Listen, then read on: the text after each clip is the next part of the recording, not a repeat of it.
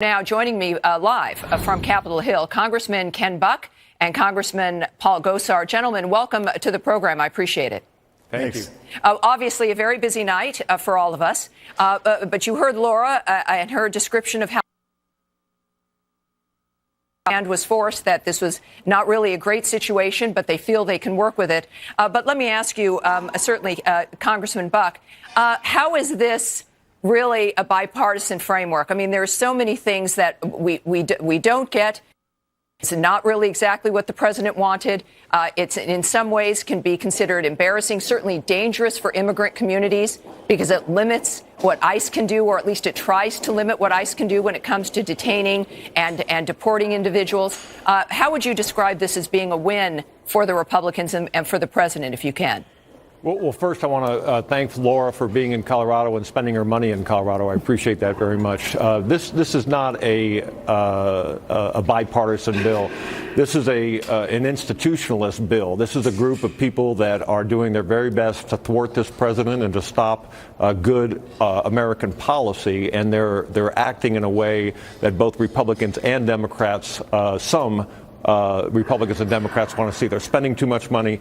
They are stopping border security. They are hampering ICE's efforts to make sure that this country is safer. And they're also stopping our ability to interdict drugs that are coming into this country while we have a very serious heroin problem in this country. So they are undermining our ability to protect Americans. It certainly seems that way. And I have to ask you, Congressman Gosar, your experience there, you're there with, Arizona is your state. Yes. This seems to be a remarkable dynamic. In fact, that I don't know who is really, other than perhaps the White House, who will have even read this bill, knowing exactly how perhaps dangerous it is in certain aspects. What do you feel about that and the impact on the border states, the states that are immediately impacted? Well, you're exactly right, Tammy. I mean, less than 24 hours to read 1,000 pages is physically impossible. And once again, it's the same mantra of the establishment here. Jam you to the end of the week and throw a 1,000-page bill at you to take it or leave it. That's the wrong way about going about this. This affects my state because over 40% of the drugs coming into this country come through Arizona. So you need collaboration. You need border walls. You need more beds. You need to have ICE that's dynamic, Border Patrol agents that are paid fairly and empowered. But all of that is restricted in this bill. So it doesn't help us. It actually hurts us. Oh, see, and this is why, obviously, we know everybody is obsessed with the president's approval rating, which again today, according to Rasmussen, is at a lovely 50%. Congress can't say the same thing. You're between like 8 and 13% approval. Americans don't like when this happens. We've seen it over and over again. But this is life and death. And I have to say, especially for the immigrant communities, documented or not, these are things that make towns, like Lawrence, Massachusetts, where Elizabeth Warren announced her run for the presidency, is a sanctuary city.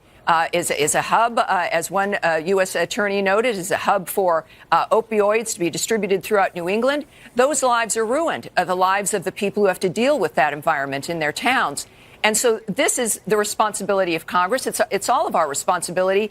And we see this game continuing to be played when it seems to be very clear about what needs to be done. Congressman Gosar, let me just ask, though, this has been going on for so many years. This seems to be no different. Why is it no different for people in Congress? What influence have the Republicans not had in helping to make a change here in how things are done? Well, actually, there was a change here, Tammy, to the wrong side.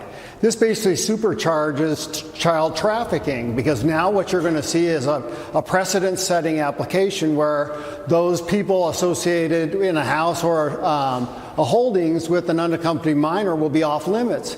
And we will be stretching HHS to make that discernation as to who there is applicable to ICE. This is a nightmare for what's coming. Well, but see, this is what's confusing. Congressman Buck, if I can ask you, the Republicans, this was a bipartisan commission that came together to deliver this solution for the American people. And it's awful. How is it that the Republican leadership and Republicans in Congress, in the House and the Senate, all these people come together and come up with something that pretty much doesn't, I mean, it's a game, it seems. How is it that Republicans can approve of what So this is a conference committee that's made up of appropriators. Appropriators have different DNA than the rest of us in Congress. They are born to spend money. They have put us $2 trillion in debt, and they continue to put us $1 a year. We will be close to $1 trillion a year in the next fiscal year, and that's one of the main problems with this bill. We don't have people that are like Paul Gosar, who are feeling the effects of this policy with ICE every day. Well, we're all feeling it, certainly. And Congressman, I want you to stay right there. I appreciate you being with us.